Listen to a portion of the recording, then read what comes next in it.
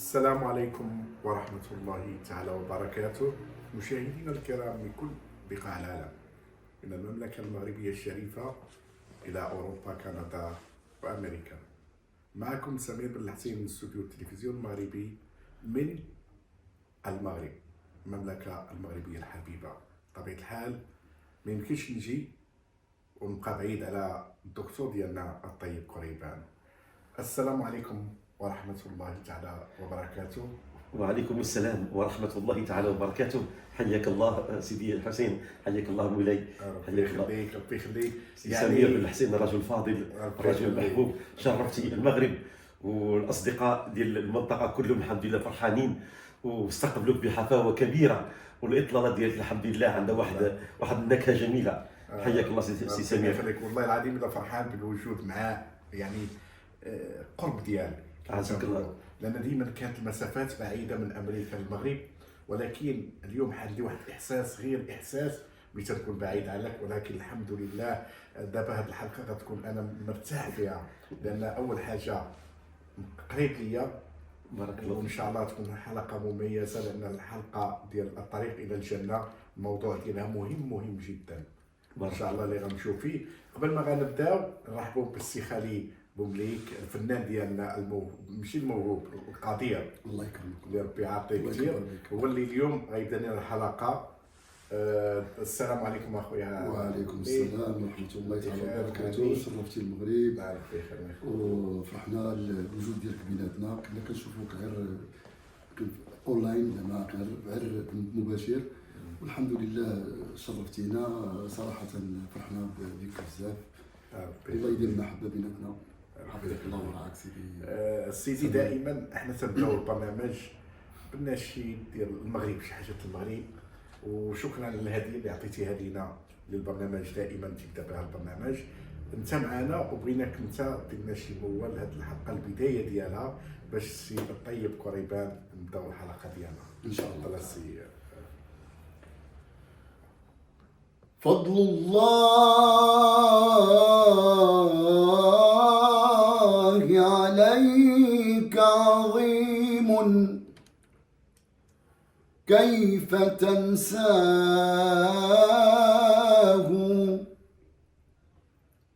فهو الخالق،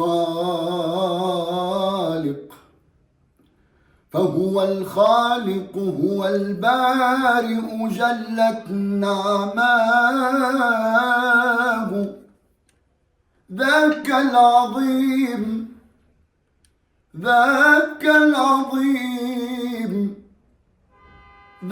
العظيم في علاه،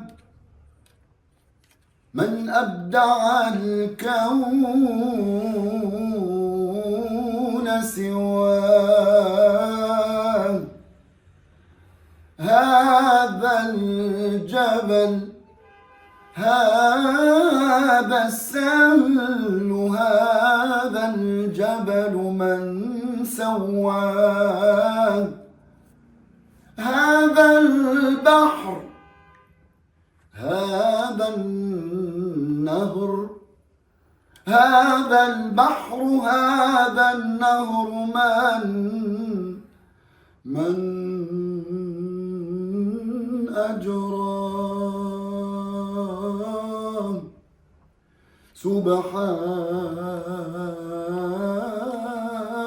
سبحان الله.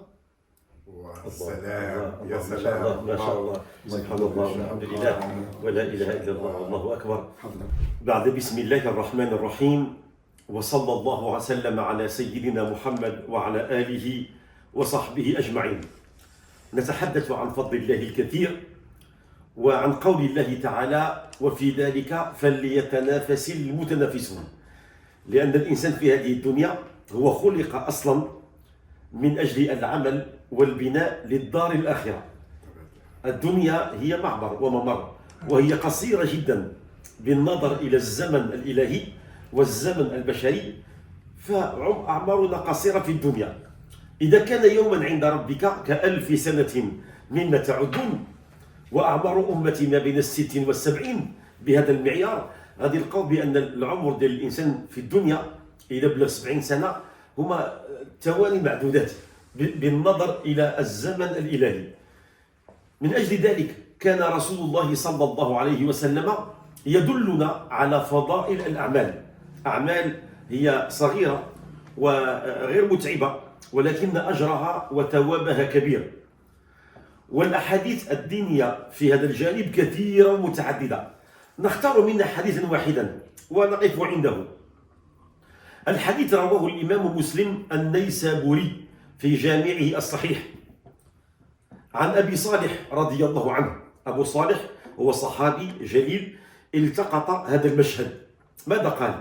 قال: جاء جماعة من الفقراء إلى رسول الله صلى الله عليه وسلم وقالوا: يا رسول الله، ذهب أهل الدثور بالأجور والنعيم المقيم والدرجات العلى. فقال صلى الله عليه وسلم: وما ذاك؟ قالوا: يصلون كما نصلي ويصومون كما نصوم، لكنهم يتصدقون بفضول أموالهم ولا نتصدق، ويعتقون ولا نعتق. فتبسم النبي صلى الله عليه وسلم وقال: إن أبواب الجنة لكثيرة، إن في كل تسبيحة صدقة، وفي كل تهليلة صدقة، وفي كل تحميدة صدقة، وأمر بالمعروف صدقة، ونهي عن المنكر صدقة، إلى أن قال: وفي بضع أحدكم صدقة. فقالوا: يا رسول الله، أيأتي أحدنا شهوته ويكون له فيها أجر؟ قال: أرأيتم إن وضع في حرام أكان عليه وزر؟ فكذلك إن وضع في حلال كان له أجر. هذا هو نص الحديث كما أخرجه الإمام مسلم النيسابوري في جامعه الصحيح عن أبي صالح رضي الله عنه. والمناسبة هو أنه لما وقعت الهجرة من مكة المكرمة إلى المدينة المنورة، هذا حدث عظيم، حدث الهجرة، هاجر الناس وفروا بدينهم وتركوا أموالهم وتركوا ديارهم وتركوا كل ممتلكاتهم. طبعا هذه رسالة، هذا دين، ولكن مرتبط بقضايا الحياة، مرتبط بالشؤون الاقتصادية والشؤون الاجتماعية وما يسمى بالمصطلح الحديث شؤون اللاجئين. هذه المهاجرين الآن صاروا لاجئين، سافروا من مكة اللي هي بلد تجاري ورحلوا على بعد 500 كيلومتر على الأقدام في الصحاري والفيافي إلى أن بلغوا يثرب اللي هي المدينة المنورة، وهي بلد فلاحي وزراعي. فكان أول مشكل سوف يواجهه النبي صلى الله عليه وسلم مشكل الناجحين المهاجرين، كانوا بالآلاف. ماذا يصنع بهم؟ لابد أن يوفر لهم الطعام والشراب والمسكن أولا، والمسألة تحتاج إلى تدبير للشأن العام وللشأن المحلي. وسيدنا النبي كيف يفعل؟ في فترة وجيزة عليه أن يجد الحل المناسب. هل يصنع لهم مخيمات كما يفعل اللاجئون في بعض الدول العربية؟ ماذا نصنع؟ سن لهم النبي صلى الله عليه وسلم ما يسمى بسياسة المؤاخاة، آخى بين الأنصار والمهاجرين، وكان يقول: من عنده فضل زاد فليعد به على من لا زاد له، ومن عنده فضل طعام فليعد به على من لا طعام له، ومن عنده فضل أي شيء فليعد به على من لا فضل له. فآخى بين الأنصار والمهاجرين: فلان أخو فلان، فلانة أخت فلانة، فلان أخو فلان، حتى آخى تقريبا بين كل المهاجرين، وجد لهم أنصار اعتبرهم أخوة في الدين، اقتسموا معهم. يقال بأن هذه بين قوسين أول اشتراكية إسلامية، يعني قبل كارل ماركس وقبل الاشتراكية اللي جاب بها فريدريك أنجلز أو لينين أو غورباتشوف. كان سيدنا النبي صلى الله عليه وسلم الظرفية تحتاج إلى اشتراكية، لأن غتجي واحد الظرفية ثانية تحتاج إلى رأسمالية وإلى فكر حر وتجارة حرة. في الإسلام ما في اشتراكية ولا رأسمالية، النظام الإسلامي هو بوليفالون، هو يتحول بحسب الظرفية وبحسب المناسبة. فهذه المناسبة كنا نحتاج إلى اشتراكية إسلامية، فاشترك المهاجرون مع الأنصار فيما قسم الله لهم، حتى ربي عز وجل أثنى عليهم، قال بأن هؤلاء الذين تبوأوا الديار أنهم جادوا على أنفسهم على إخوانهم وأعطوهم. أحد الصحابة من الأنصار قال لعبد الرحمن بن عوف، قال لي انا عندي بيتين، خذ بيت واعطيك بيت، انا عندي زوجتين، اختر ايما اعجبتك اطلقها ثم تستكمل عدتها وتزوجها، عندي كذا وكذا، خذ كذا. قال لي بارك الله لك في زوجاتك، وبارك الله لك في بيتك، وبارك الله لك في مالك. قال لي ولكن دلني على السوق، اريد السوق فقط. فذهب الى السوق وهو لا يملك اي شيء، فصار يبيع ويشتري بالكلمه وبوجهه. ما شاء الله. ولكن ما هي الا مده قليله، بضع سنين، صار من اكبر الاثرياء، صار مليونير. كان يجهز الجيوش. عبد الرحمن بن عوف كان يضع يده على التراب فتصير ذهبا وفضه ومرجان، رغم انه كان فقير لم ياخذ اي شيء. ولذا ربنا قال ومن يوق شح نفسه فاولئك المفلحون. يحسبهم الجاهل اغنياء من التعفف. سلمان الفارسي رضي الله عنه هو ابن امير، كان امير ابن سلطان من بلاد فارس، سلمان الفارسي. وصهيب الرومي كذلك من روما. صهيب لما جاء كان قد يبحث عن الحقيقه، وفي الطريق اخذه بعض قطاع الطرق وباعوه في السوق كانه عبد من العبيد. فبدا يتنقل من مكان الى مكان حتى سمع بالدين الجديد. لما وصل الى مكه المكرمه سمع بالرساله المحمديه، فلما تفهمها قال والله هذا هو الدين الذي كنت ابحث عنه.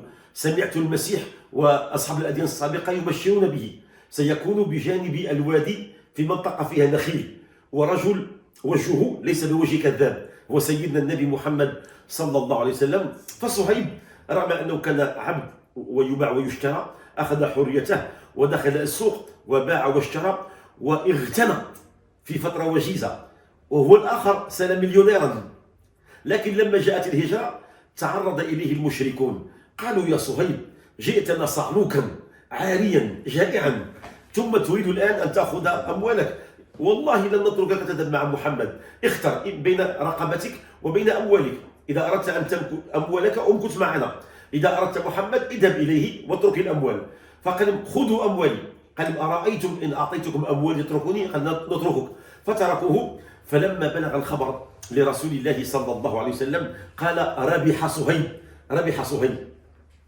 المهم هو ان مشكل النازحين او المهاجرين سيدنا النبي صلى الله عليه وسلم وجد الحل المناسب، وضمن لكل منهم مسكن ومأوى وشغل وطعام وشراب. ولكن بقي له حوالي 72 لم يجد لهم مكان. 72 شخص من هؤلاء المهاجرين يسمون فقراء الصحابة لم يجد لهم مكان. فماذا يصنع لهم؟ بنى لهم مكان ضليل بالقرب من المسجد النبوي، وصار ذلك المكان يسمى بالصفة. ما هو الصفة؟ هو مكان ضليل بني بالعسب وبالجريد بمحاذاة المسجد. صار هؤلاء الناس يجلسون هناك، وسيدنا النبي يبحث لهم عن الطعام وعن الشراب. وهؤلاء الفقراء هم الذين بلغوا الدين، لأن نظرا لأنهم كانوا متفرغين كانوا يحفظون القرآن وكانوا يحفظون السنة ويجمعونها، وكانوا يجمعون الفتاوى ويتفقهون في الدين. ومنهم خرج كبار المحدثين وكبار الفقهاء من الصحابة. أما الآخرون كانوا في التجارات وفي الأعمال، كانوا منشغلين. هذا الحديث ذكرناه هو أن هؤلاء الفقراء جاءوا يشتكون إلى رسول الله صلى الله عليه وسلم، فقالوا يا نبي الله ذهب أهل الدثور بالأجور والنعيم المقيم والدرجة العلى. هذه الشكاية، هذه بلانت، هذه دعوة شكاية تقدم بها كما إذا قلت سيدنا النبي هو الراعي وهؤلاء الرعية، أو الحاكم والشعب.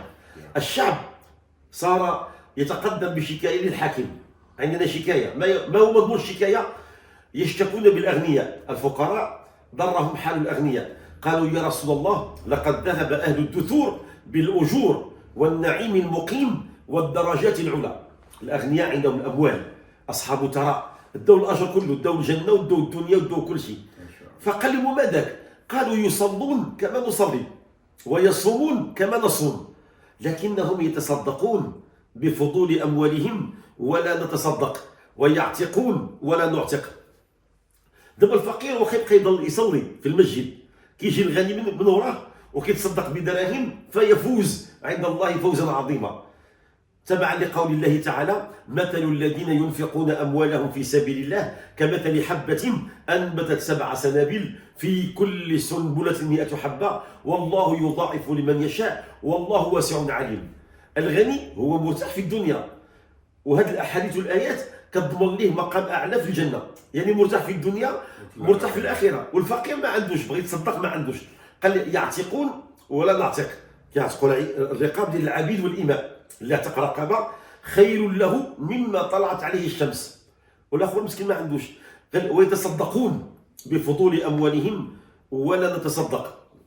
فقال النبي الكريم وقد تبسم، أعجبته الفكرة، فقال: إن أبواب الجنة لكثيرة. أبواب الجنة ليست فقط في الصدقة، أبواب الجنة هي متعددة، ليس بالمال، هناك الصدقة قد تكون بأشياء أخرى، فأهداهم ما يسمى الصدقة بالذكر. إذا كنت فقير وأردت أن تلتحق بركب الأغنياء والأثرياء في الأجر والثواب، تصدق لله بالذكر. فقال لهم: إن في كل تسبيحة صدقة، أن تقول سبحان الله هذه صدقة، وفي كل تحميدة صدقة، أن تقول الحمد لله صدقة، وفي كل تكبيرة صدقة، وفي كل كلمة من كلمة الذكر صدقات. حتى قال لهم: كلمتان خفيفتان على اللسان ثقيلتان في الميزان حبيبتان إلى الرحمن سبحان الله وبحمده سبحان رب العظيم.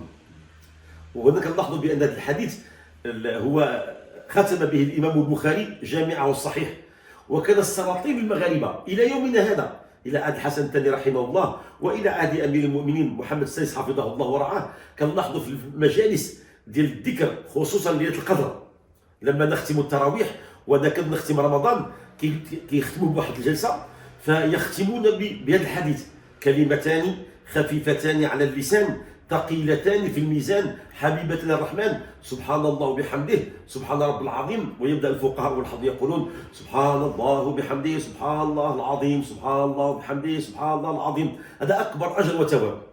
فقال لهم: إذا كانوا الأثرياء والأغنياء فاتوكم بالنفقة ديال الأموال، أنتم ممكن أن تدركوهم بل وتسبقوهم بهذا الذكر. ثم قال لهم: وأمر بالمعروف صدقة ونهي عن المنكر صدقة. كما بين لهم بأن هناك الصدقة بالذكر وهناك الصدقة بالأمر بالمعروف والنهي عن المنكر. هذا المبدأ ديال الأمر بالمعروف والنهي عن المنكر هو ممكن نشبهه في عصر الخطاب المعاصر، هو التدخل في قضايا الشأن العام والشأن المحلي. يعني أنك مش تدخل وإنما المشاركة، أنك تشارك المجتمع. كاين الإنسان الذي يكتفي بنفسه ويغلق عليه بابه، وكاين الإنسان المشارك، أي قضية مجتمعية، قضية سياسية اقتصادية أمنية دولية، يأخذ رأيه. إذا كان خير يثني عليه، وإذا كان شر يحذر منه. هذا هو مبدأ الأمر بالمعروف والنهي عن المنكر. إذا كان في المجتمع كيصير فاضل. والنبي الكريم صلى الله عليه وسلم قال لنا خاص هذا المبدأ دائما يكون واحد الفئة من الناس يعتنون به، إذا تركوا الناس كلهم أثموا.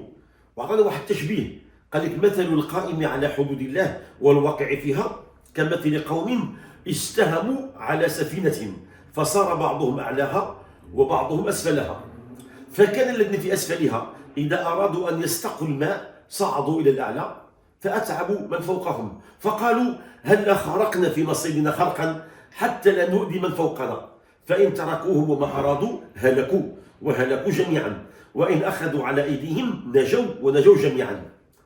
هذا كيتسمى التصوير الفني عند النبي صلى الله عليه وسلم. بغى يفسر لنا المجتمع، الطبقة الحاكمة والطبقة المحكومة.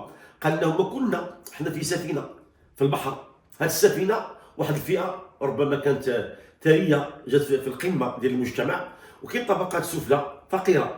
دوك اللي في الأسفل اللي بغاو يسقوا الماء من السفينة اش كيديروا؟ يصعدون في السلم ثم يلقون الدلو ويستقون الماء. فبعضهم جاب فكرة حرية فكرية، قالوا هذا أمر متعب، هل لا خرقنا في نصيبنا خرقا، هذا السفلي ديالنا نديرو فيه ما بغينا، نخترق خرقا ومن ثم يكون الماء قريب لنا. إذا خلوهم أنهم يخرقوا ذاك الخرق اش غادي يوقع؟ السفينة كلها ستنزل ستهوي. ولكن إذا أخذوا على أيديهم نجوا ونجوا جميعا، بمعنى أن المجتمع ديالنا ربي سبحانه يتنزه في ملكه، دار لنا كيف نظهر محاسن النيات. دائما كتلقى واحد الفئه تستغل، واحد الفئه تتمرد، واحد الفئه عندها راي والاخرى فئه راي مضاد. هكذا المجتمع كما كيقول كارل ماركس فيه المضادات الداخليه، كاين الشيء ونقيضه، وكيبقى دائما الصراع بين الشيء ونقيضه حتى كيغلب المتغلب، يختفي ذاك الضعيف وكيبقى ذاك القوي، وذاك القوي عاوتاني كيعاود ينقسم الى اثنين، في هو قوي ومضاد ديالو، وكيبقى في صراع. والحركه هي هكذا دائما، الصراع بين الحق والباطل، او بين الخير والشر، او بين الايمان والكفر، صراع منذ خلق الله ادم وابليس، بدا الصراع الى قابيل وهابيل الى يومنا هذا الى قيام الساعه. فقال لهم النبي الكريم صلى الله عليه وسلم: هناك الصدقه بالامر بالمعروف والنهي عن المنكر. لأن قد يقول قائل: أنا إذا قمت بالأمر بالمعروف والنهي عن المنكر قد أتأذى، ربما الناس يعيبوا علي، ربما قد يؤذونني ينتقدونني، وماذا سوف أفلح؟ ماذا سوف أكسب؟ كنقول: لا، الكسب من عند الله، أنك تأخذ الأجر والثواب، أنك تأمر بالمعروف، أنك تحفز الناس على فعل الخير، وأنك ترشدهم إلى الأعمال البر. وبالمقابل إذا وجدت هناك من يسيء إلى المجتمع أو يسيء إلى القيم والمبادئ، غنقول لك غندخل باش نغير هذا الواقع المرير. غتقول لي: ماذا سأكسب؟ قد أتأذى، أنا سأكسب مع الله أجر وثواب. وكان النبي الكريم صلى الله عليه وسلم أعطاهم واحد الإشارة، قال لهم: بني إسرائيل كانوا هم الشعب المختار عند الله. ربي كيقول لهم: اذكروا يا بني إسرائيل اذكروا نعمتي التي أنعمت عليكم وأني فضلتكم على العالمين. كان الشعب المفضل عند الله تعالى، وكانوا مع سيدنا موسى مفضلين مكرمين. ولكن فيما بعد اش وقع بأنهم أهملوا مبدأ الأمر بالمعروف والنهي عن المنكر، وبدأ الفساد ينتشر. حتى كان الصالح منهم، الصالح كيقول: أعوذ بالله، هادشي اللي كديروا حرام، فيذهب للمعبد ليصلي، وكيلقى الناس يشربون الخمر أو يأتون الفواحش، كيقول لهم: أعوذ بالله، اتقوا ربكم. هو راهب من الأحبار ديال اليهود، صالح، كيمشي للمعبد كيعبد الله تعالى، لكن لما يرجع كيلقى عددهم تكاثر، وانه كاين البريق وكاين متعه الحياه، فيغتر، كيقول: اجي تنضق معهم، فيدخل معهم. فلما فعلوا هكذا الله تعالى قال لك: ضرب الله قلوب بعضهم ببعض. في الاول كيقول لهم: يا فلان اتق الله ودع ما تصنع، ولكن فيما بعد لا يمنعه ان يكون اكله وجليسه وشريبه. فلما صنعوا ذلك ضرب الله قلوب بعضهم ببعض. ثم تلا قول الله تعالى: لعن الذين كفروا من بني إسرائيل على لسان داود وعيسى بن مريم ذلك بما عصوا وكانوا يعتدون كانوا لا يتناهون عن منكر فعلوه. فكان هذا المشكل أن أي مجتمع ليس في مبدأ الأمر بالمعروف والنهي عن المنكر إيدان على زوال هذا المجتمع. فسيدنا النبي صلى الله عليه وسلم قال لنا: غتكسبوا أجر وثواب إلى سميتوا بهذا المبدأ. ثم قال لهم أشياء أخرى، قال لهم: وفي بضع أحدكم صدقة. ما معنى في بضع أحدكم صدقة؟ يعني أن الرجل لما يكون مع زوجته في العلاقة الزوجية لا يترتب على الإنجاب، هذه العلاقة الزوجية حتى فيها أجر وثواب، كتسمى صدقة. فالصحابة تعجبوا، قالوا: كيف يا رسول الله؟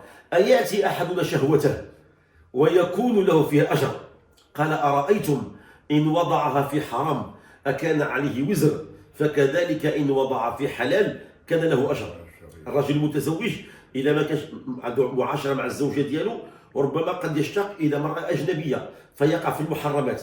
فالذي كيمشي عند الزوجة ديالو واخا غياخذوا المتعة كيكتب الله أجر وثواب. حتى قالوا العلماء: هناك أشياء مباحة ولكن فيها أجر وثواب. وحتى في الحديث النبوي الشريف قال لك: درهم تنفقه في سبيل الله، ودرهم تعطيه لفقير، ودرهم تعطيه لمسكين أو يتيم، ودرهم تعطيه لزوجتك، أحبها عند الله تعالى ما قدمته لزوجتك. يعني الأجر ديال الزوجة أكثر من اليتيم والفقير وفي سبيل الله. لماذا؟ لأن الإسلام كيهدف أن الأسرة تبقى دائما محفوظة وتبقى دائما سعيدة وتبقى متماسكة. أيما خلل وقع في الأسرة كيتفتك المجتمع. لذا غتلقى التشريعات إن شاء الله نتكلموا في حلقات مقبلة على نظام الأسرة في الإسلام، كيف أحاطه بسياج من الحماية حتى لا يصاب بالتفكك. ثم بعد ذلك النبي الكريم صلى الله عليه وسلم سيذكر أعداد كبيرة من الأعمال، أعمال بسيطة لكن فيها أجر وثواب كبير. قال لهم: إرشادك الضال في أرض الضلال صدقة. وإماطتك الشوك والعظم عن الطريق صدقة، وقلم أعمال كثيرة، وإفراغك من دلوك في دلو أخي صدقة. أعمال بسيطة، أعمال اجتماعية حنا كتبان لنا عادية، ربما في الغرب كيسموها من باب الأخلاق التربوية ولا بحال لي جيست كي كونت، ولكن في الإسلام فيها أجر وثواب. مثلا إفراغك من دلوك في دلو أخيك. كان أيام زمان الناس يسقون الرعاع، كيسقوا البهائم، كيمشي للبئر وكيبقى يسقي. كاين اللي مسكين ضعيف وعنده الغنائم، عنده الغنم وعنده البهائم، خصو يسقي. فكيجي واحد صحيح كيقول لي بلاتي خليك انت، انا غنقوم بعمليه السقي. او كتمشي للحمام البلدي، كتلقى شي واحد ربما ضعيف راجل مسن وانت شباب، كتقول لي بلاتي خليك الوالد وكتعمر ليه، هذاك كتسقي ليه، لك اجر وثواب. افراغك من دلوك في دلو اخيك صدقه. ثم قال لك وإماطتك الشوك والعظم عن الطريق صدقه. في الطريق العام كاين هناك اشواك او هناك حجاره او هناك مسامير قد تؤذي المراه، قد تقول هذا ليس مهمتي، هذه مهمه الجماعه او مهمه المنتخبين. تقول انا مواطن وكنشوف هذا الاذى، ما فيها باس نحيد هذا الزجاج، نحيد هذا الحديد، نحيد هذه المسامير، هذه الحجارات تؤذي المراه. اذا قمت بها طبعا الدوله لن تكافئك، ولكن ربي يعطيك اجر وثواب. شيخي العزيز الدكتور، هذا شيء جميل، يعني تتضرب شي حوايج حنا تربينا فيها في عصرنا. كان العائله او الاباء ديالنا ربنا بهذا الشيء اللي عطاو لينا في التربيه ديالنا. ولكن انت تشوف الان بان ما بقاش شي حد بحال قلتي الجار ما بقاش لجارو، او حتى تشوف شي حاجه ما تتغيرهاش، تشوف الدراري تما طالعين بهذاك المنهج. شنو هو اللي تغير؟ علاش هادشي المبادئ ديال الاسلاميه اللي تتخلينا دائما في ثبات في معاملات تغيرت؟ ما هو يعني السر باش هادشي خصو يرجع؟ لان حنايا تنشوفوك يا شيخنا دائما يعني النصائح والاعمال وهذاك الشيء، ولكن بغينا كما تنقولوا يعني شنو واش المقررات خاصها تبدل، يعني الثقافه في هادشي خصو يكون في الدراسه، خاص هادشي خاصو يكون واحد التغيير باش نرجعوا هاد المبادئ. لان هاد المبادئ هو المسلم. يعني ما شاء الله نتايا الولاد ديالنا تنشوف الناس بزاف تيتعاملوا بواحد الطريقه ديال المعاملات شنو هي؟ بان دابا لقيتي السيد كبير تيتعاونوا تهز ليه بحال داكشي اللي تربينا عليه في الحمام.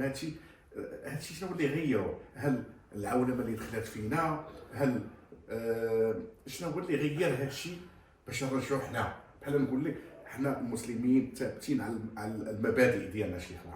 نعم سيدي، نعم. هما كاين مناهج كثيره للتغيير. علماء الاجتماع كيقول لك الظاهره الاجتماعيه كل 5 سنوات تتغير. دابا جبتي عالم متخصص في علم الاجتماع غادي يقول لك القاعده العامه كل 5 سنوات اي ظاهره اجتماعيه هي تخضع للتغيير.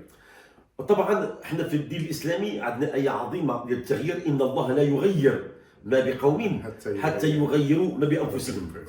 التغيير قد تقوم به وسائل الاعلام من جهه، ربما مناهج تدريس من جهه، ربما الشارع العام من جهه، وربما المؤثرون اللي حولنا. هي اسباب كثيره. المجتمع اللي كتكلم عليه اسدي سمير، المجتمع ديال الوالدين ديالنا كان مجتمع فيه البساطه، ولكن كانت فيه الفطره، كانت الفطره سليمه. ربما تقدر تقول لي التغير الاقتصادي، التغير الفكري، نظام العولمه، اللوبيات العالميه اللي كتدخل في الدول للتغيير، ولكن كيظهر لي والله اعلم واحكم ان هذه الامور كلها هي غير هامشيه.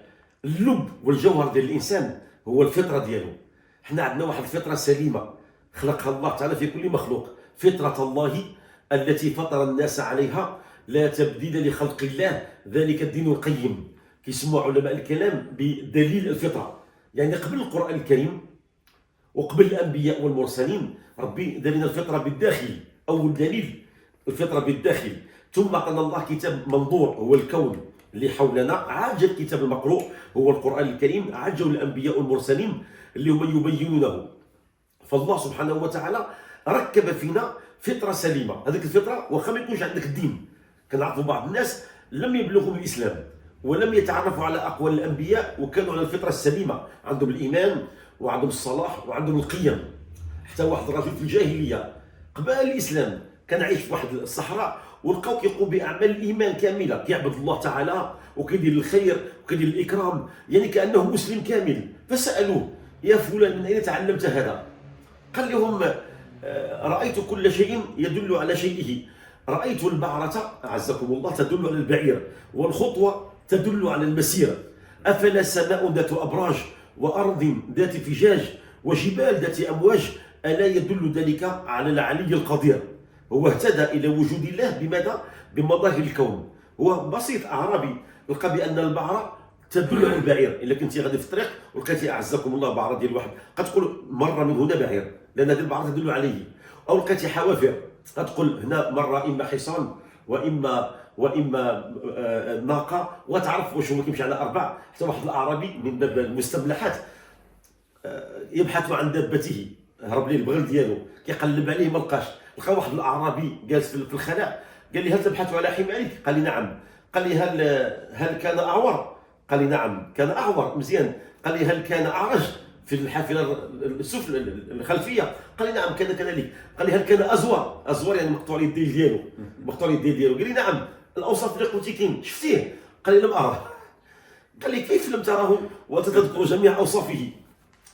قال لي: أنا في الطريق رأيت الحوافر، لقيت أربعة، والثالثة لقيتها فعلمت بأن هذه الدابة عندها الرجل الخلفية مهرسة لا تعتر بها. قال لي: ورأيت الكلى هنا أخضر وهنا يابس، ولقيت الدابة كتاكل اليابس خلت الأخضر، فعلمت أن عوراء من هنا لا تنظر عن يمينها. قال لي: وأزور؟ قال لي: رأيت بعرتها، لقيت البعرة ديالها مقسومة على ذاك الدين اللي كان كيقسم على اثنين، هي ليست مقسومة على اثنين. هذا كيتسمى القيافة والعيافة عند العرب، كيفهموا كان عندهم الطاقة العقلية. وعندنا دليل الفطرة، هو أننا المبادئ والقيم كنعرفها بالفطرة السليمة: الكرم والإحسان والمحبة وجبر الخواطر. هذه الأمور اللي كانت حنا كنعيشوا مع والدينا واجدادنا راه لم تكن لهم ثقافه اسلاميه. حنا كنعقلوا الناس اللي قراونا كانوا بسطاء جدا، ولكن كانوا في مستوى ارفع منا بكثير. لماذا؟ كانت عندهم الفطره سليمه. فنحن اذا اردنا الاصلاح، انا اعتقد بان مربط الفرس او حجر الزاويه نبدا به هو اننا ننفض الغبار والصدى عن الفطره الداخليه. وهذه الفطره يكفي الطريقه السهله والبسيطه والسريعه لاصلاحها، انك تقنع الانسان أنه يبقى دائما عقله مرتبط بربه ولسانه رطبا بذكر الله، ويكون دائما متوضئ متجدد الوضوء، وعند كل صلاة لما يسمع الله أكبر كتلقى دائما يسبق إلى الصلاة ويركع ويسجد. إلا قمت بهذه الأمور كلها، الفطرة ديالك ما فيها من صدى، ما فيها من غبار يزول، وتشرق الفطرة ومباشرة تتحول إلى مثل الجيل السابق من القيم والمبادئ. أما الإصلاحات الهامشية كنقول مثلا إصلاح مناهج التعليم، كنلقاو فعلا أنا عشت واحد العدد كبير مراحل مختلفة ديال إصلاح مناهج التعليم ولم يتم إصلاحه، بل تكتشف أحيانا بأن هناك جهات أجنبية كتفرض ربما إصلاحات معينة وتوجيهات معينة مقابل ربما مصالح معينة. كتلقى الإصلاح غير بريء. هو حسب ما رأيته وتعلمته من الحياة، كيف علمتني الحياة، أننا إذا أصلحنا الفطرة ديال الإنسان سنسير بكل بساطة إلى الأمام. لا ننكر بأن زماننا فيه من الخيرات أكثر مما في الأزمان السابقة. الزمان ديالنا فيه التكنولوجيا، فيه الأقمار الاصطناعية، فيه هذه العولمة، فيها اقتصاد عالمي، كاين تراكم الثروة، كاين الحمد لله وسائل النقل، وسائل الإعلام، كاين الفائض في كل شيء. فاحنا محظوظين، عندنا الحمد لله واحد غير الفترة من عهد الحسن الثاني رحمه الله الى عهد محمد السادس. الى قرنتي واحد 25 سنه راه المغرب تحول. كان نادر اللي عنده شقه او عنده سياره او عنده هاتف. دابا الان اي كان عنده شقه وعنده سياره وعنده هاتف وعنده رصيد بنكي. الجانب المادي الحمد لله حنا ماشي فينا بعيد، لكن جانب القيم هو اللي ضاع منا. وباش نرجعوه حسب معرفتي احسن طريقه كانوا رجال الاصلاح يقول لك اما نبدا بالاسفل، ومنهم من يقول لا نبدا بالاعلى. اللي كيقولوا نبداو بالاسفل كيقولوا غنبداو بتربيه الشعب وكيديروا جماعات اسلاميه من الاسفل. الفئه الثانيه كيقول لا نبدا من الاعلى، كيديروا انقلاب سياسي على النظام الحاكم وتم نغيروا كل شيء. لا هؤلاء ولا هؤلاء وصلوا الى مبتغاهم. اذا قدرنا اننا نوصلوا الناس كلهم سواء في القمه او في الاسفل، نوصلوا لهم واحد الفكره ان جوهر الانسان هو قلبه. دابا حنا لي تخوا بون فور اللي عند الانسان في الجسد، كاين الفكر، كاين القلب، وكاين اللسان. هادو هما نقط القوه. الفكر كيفكر، واللسان كيتكلم. ممكن لسانك يصعد بك الى الاعلى، ممكن يهوي بك الى الاسفل.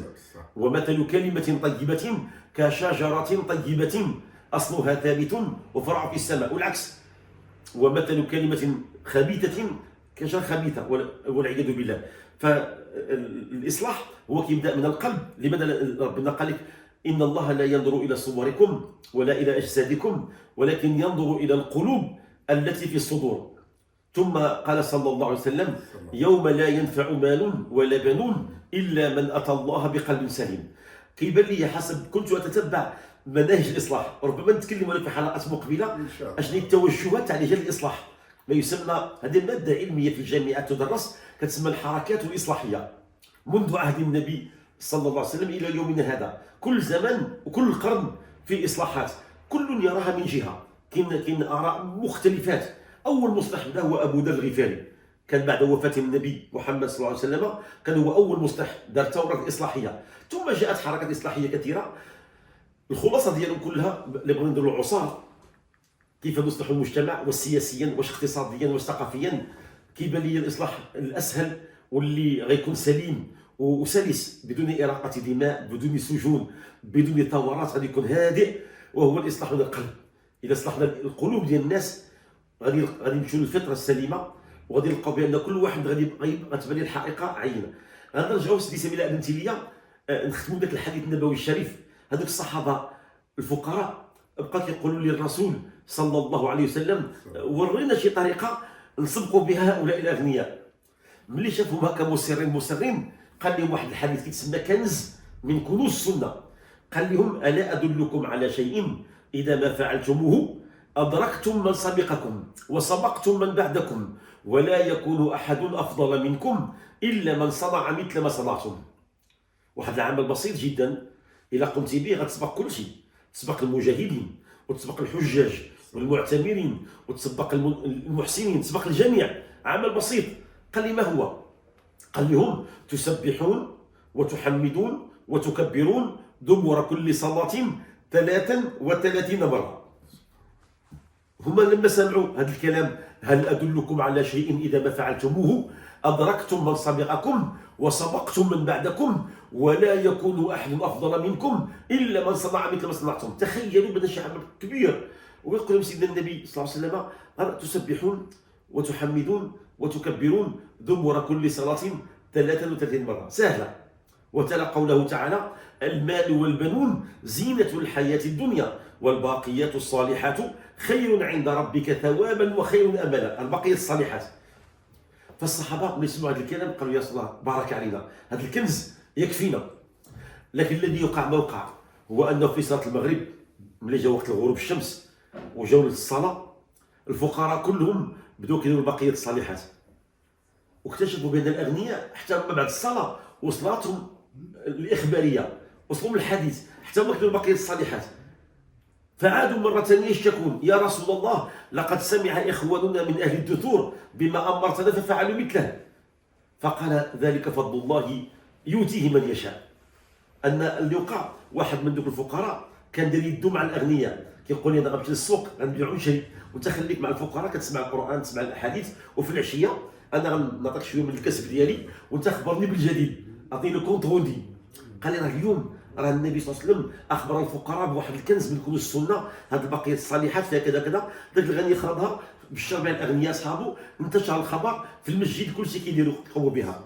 فنزل قال لهم ذلك فضل الله يؤتيه من يشاء. قال العلماء هذه المنافسه الشريفه، هؤلاء ماشي حسدا وانما منافسه في الخير، لان ربنا عز وجل قال لنا وفي ذلك فليتنافس المتنافسون، وقال لنا سابقوا إلى جنة عرضها السماوات والأرض. وفي آية أخرى قال سارعوا إلى مغفرة ربكم. المسارعة كان جيل الصحابة رضي الله عنهم كان عندهم ما يسمى بالتحفيز، كانوا كيتنافسوا بعضياتهم الاغنياء والفقراء شكون اللي غيصير هو الاول، لان بهكذا يتقدم المجتمع. ملي كيقول انا الاول وانت الاول وكتسبقني وعاود نسابقك، المجتمع يتقدم. عصرنا هذا ربما صرنا نتسابق في الدنيا ولا نتسابق في الدين. فالدنيا تبارك الله الناس كيقراو المنافسه الاقتصاديه وكيقراو الاستباق والتوقعات الاقتصاديه. نقدروا نقولوا الماده طغات على كل شيء طبعا يعني الماده يعني حتى القلب ولا حتى طريقه العيش ولينا مشطورين بزاف بالدنيا ونسينا الاساس ديال الحياه ديال الاسلاميه اللي تتهدي قلوب. احتياجاتنا من الدنيا سيدي سمير، احتياجاتنا من الدنيا راه بسيطه، راه غير ثوب يستر عورتك ولقمه تقيم بها اودك وسقف يأويك مع اولادك ومركب بسيط كيوصلك للمكان البعيد وقليل من الرزق. يعني هذا الشيء راه مضمون عند الجميع. ولكن حنا اش كنديروا؟ حنا عندنا المسابقه للمزيد، هل من مزيد، هل من مزيد، هل من مزيد. لو كان لابن ادم وادي من ذهب لابتغى اليه واديان، ولو كان عنده واديان لابتغى اليه مثلات. ولا يملا جوف ابن ادم الا التراب ويتوب على الله على من تاب. انسان كيقول هل من مزيد، ما يساليش.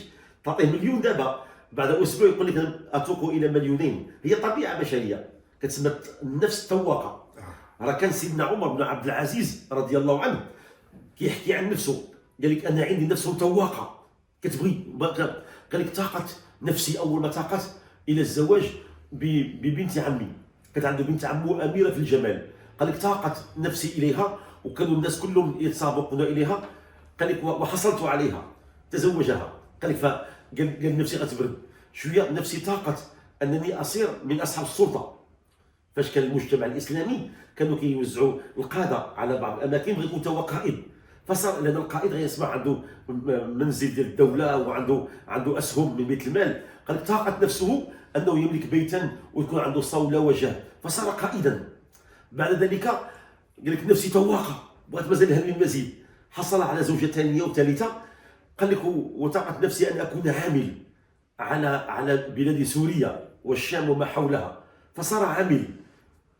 ثم لما صار عامل ولا عنده الخدم والحشام والحوريات والزوجات والجواري، قال لك نفسي طاقت الى اكثر، بغى يصير والي على العراق وجميع البلاد العربيه المحيطه، فصار واليا.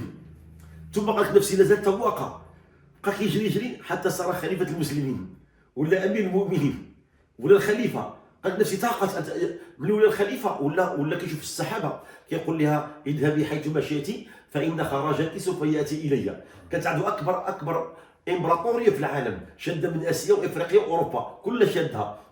قال لك من بعد نفسه تواقه كيقلب اشنو فوق امير المؤمنين فوق الخليفه اش كاين. قال لك ان الجنه. قال لك فطاقت نفسي الى الجنه.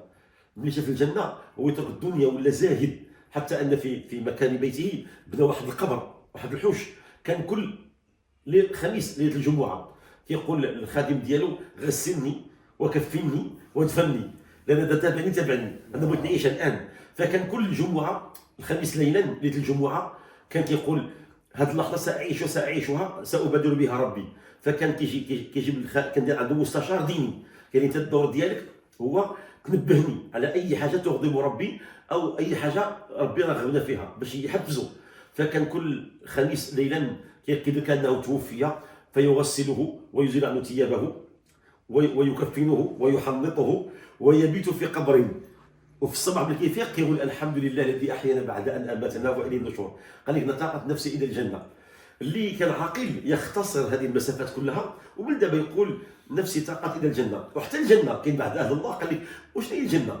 الجنه هي غير واحد المكان فيه الطعام والشراب والحور العين، ليست الجنه هي الاساس. الاساس الاكبر هو رؤيه الله والانس بالله، هذا هو اعظم شيء. الجنه كيقول لك راه حمار اعزكم الله غير مكان الى مكان، كان عايش في واحد الحقل وديتي واحد الحقل جميل لا شيء، لكن الغايه القصوى هي الانس بالله ورؤيه الله وصحبه الله. وهذه الغايه قال لك راه ممكن الانسان الان ينالها اذا عمرت قلبك دابا بالله تعالى ودابا شعرتي بالانس بالله، حياتك كلها ستتغير. تلقى لا فيزيون ديالك للوجود كل شيء غيتغير. شتي هاد الماء كتشربو اش دوزو الا كانت عندك الفكره الدنيويه. ملي تولي عندك الصبغه اللي خفيك ديال الانس بالله الروحانيه. غتشعر بواحد المتعه اكبر. شتي هذا المنزل كيف كنشوفوا هذه الرؤيه كنشوفوا الان الرؤيه العاديه، ولكن الا عمرت قلبك وفكرك بانك غايتك في الدنيا هي الانس بالله، وحتى في الاخره هي رفقه الله معك، غتحس الان معيه الله معك. اذا كان الله معك دابا الان، عرفتي شنو قال الانسان؟ قال لك كنت سمعه الذي يسمع به، وبصره الذي يبصر به، ويده التي يبطش بها، ورجله التي يمشي بها، ولئن سألني لأعطينه، ولئن استعاذ بي لأعيذنه، وما ترددت عن شيء أنا فاعله ترددي عن قبض نفس المؤمن، هو يكره الموت وأنا أكره مساءته. هذا رب العزة كيتكلم. فنحن الغاية ديالنا من الطريق إلى الجنة هو أن الإنسان أنه يعيش الدنيا، ولكن لا يجعلها في قلبه، يجعلها في يده. خذ من الدنيا ما تشاء، املك ما تشاء، لكن اجعل الدنيا في يدك. اما قلبك اجعله مرتبطا بالله سبحانه وتعالى. غتعيش الطمأنينة، غتعيش السعادة، غتعيش الاستقرار النفسي. ولكن مع كل هذا حتى الدنيا ستأتي إليك راغبة.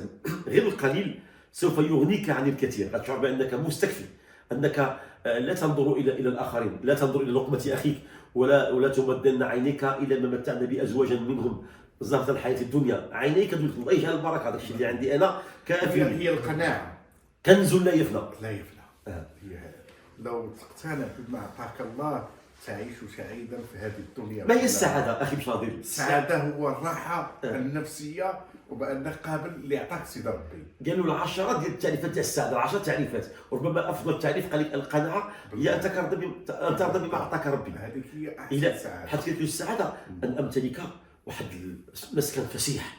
أنا أكون سعيد لما ندير أول 100 مليون نجمعها. غنكون سعيد نهار اللي غادي نبدل السيارة بسيارة فخمة. غنكون سعيد نهار نحصل واحد المنصب. كيبقى كيربط الانسان السعاده بمتاع الدنيا، لكن هذا عمره ما غيسعد. غادي يبقى دائما هل من مزيد، هل من مزيد، باغي حتى غيلقى بان واحد النهار اشتعل راسه شيبه واصابه الهرم، وغادي يقول لملك الموت احمل حقائبك هيا للرحيل، وغادي يلقى باقي ما وصلش. لكن السعاده الحقيقيه هي انك الان تكون سعيدا، ان ترضى بما قسم الله لك. وهو في الانشاد كيقولوا رضيت بما قسم الله لي وفوت أمري إلى خالقي، كما أحسن الله فيما مضى كذلك يحسن فيما بقي. هذا المؤمن كيقول لك فرحنا بالله. المؤمن ما عندوش الاكتئاب، ما عندوش القلق، ما كيتسناش حتى توقع التغييرات عاد نكون فرحان. كيقول لك أنا فرحان الآن. بماذا فرحان؟ فرحنا بالله. كيقول لك ما دام الله تعالى معنا أنا فرحان، الله معنا وما خصني حتى خير، عندي حماية وعندي رعاية، وإذا مرضت فهو يشفيني، هو الشافي والعافي، ويطعمني ويسقيني، واذا مت فهو يشفيني، والذي اطمع ان يغفر لي خطيئتي يوم الدين. يعني كل شيء الرعايه الالهيه في الدنيا وفي الاخره من عند الله الواحد الاحد. نطلب الله تعالى يحبب الينا الايمان ويزينه في قلوبنا، ويكره الينا الكفر والفسوق والعصيان، ويجعلنا من عباده الراشدين. اخي سمير، انت مسافر، وسيدنا النبي صلى الله عليه وسلم قال لنا 3 دعوات لا ترد، منها دعوة المسافر. إذا كان الإنسان مسافر دعوته لا ترد. كاينه دعوة المظلوم، ودعوة الوالد، ودعوة المسافر. قال لك ربي عز وجل واخا المسافر أيام زمان قال رب أشعث أغبر.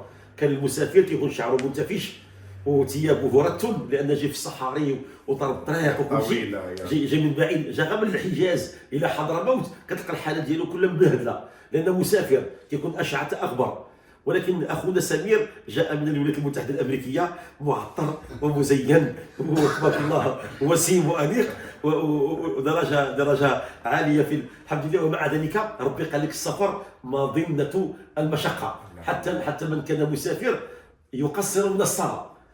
قالوا حنا بنجي في الطائره ايام زمان كيمشيو في الدابه، قال لك صدقه تصدق الله بها عليكم فاقبلوا صدقته. المسافر هو ضيف عند الرحمن، دعوته مستجابه وصلاته له ان يقصرها، وتقصيرها خير له من اتمامها، لان تقبل صدقه الله تعالى. فاليوم ربما استثناء نطلبوا منك سي سمير، انت واحد الدعوه ديال الخير، انت مسافر ان شاء الله نعمر بها قلوبنا. يعني انا مسافر، ولكن بالوجود ديال الدكتور ديالنا الفضيله ديالو غنخليه ديما انا تنتشرفوا تكون انت دير لنا الدعوات. انا يعني اللي بغيت نقول انايا غادي نخليها لك نتايا، وانا نسمع من الشيخ ديالنا اللي يدينا تكون ان شاء الله هذا الاداب الدبلوماسيه لا والله ماشي جميلة. دبلوماسيه نقدر نقولها، ولكن بغيتك انت الله انا يحفظك مولاي. يعني الحمد لله ملي تتهضر او ملي تقول شي حاجه قرانيه او دعاء، بصراحه انا الداخل ديالي تنحس فيه. الله يحفظك يا مولاي، هذا من النور اللي في قلبك وفي وجهك يا مولاي. ربي يخليك، الوجود ديالك ما نقدرش استغفر الله استغفر الله الانسان ديالي تيبدع استغفر الله. الله يعلي مقامك، الله يعلي مقامك. ربي يخليك. ونطلب الله سبحانه وتعالى في هذه الليله الطيبه المباركه مع هذه الوجوه النيره ومع هذه المتابعين من القارات الخمس، متابعينا من المغرب ومن اوروبا ومن امريكا ومن اسيا ومن افريقيا، كنطلب الله سبحانه وتعالى واخونا سمير ان نيابه عنه دعوه المسافر لا ترد، كما قال الحبيب المصطفى صلى الله عليه وسلم. راس المال ديالنا كلنا شنو هو الايمان، فاللهم حبب الينا الايمان، اللهم زينه في قلوبنا، اللهم كره الينا الكفر والفسوق والعصيان، اللهم اجعلنا من عبادك الراشدين، اجعلنا من عبادك الخاشعين، اجعلنا من عبادك المؤمنين. اللهم الوالدين ديالنا هما السبب في ايجادنا، اللهم من كان منهم ميتا فارحمه رحمه واسعه واسكن فسيح الجنات واجعله في اعلى عليين، ومن كانوا احياء اللهم اطل عمرهم واجعل اوقاتهم بالذكر معموره، اللهم وزكي اعمالهم واختم لنا ولهم بالحسنى.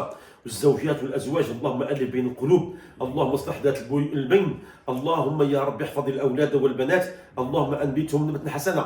نطلب الله تعالى يبارك لنا واياكم في اجسامنا، يرزقنا الله الصحه والعافيه والشفاء من كل داء وسقم وعله. نطلب الله تعالى ان يرزقنا رزقا حسنا، رزقا طيبا، رزقا حلالا.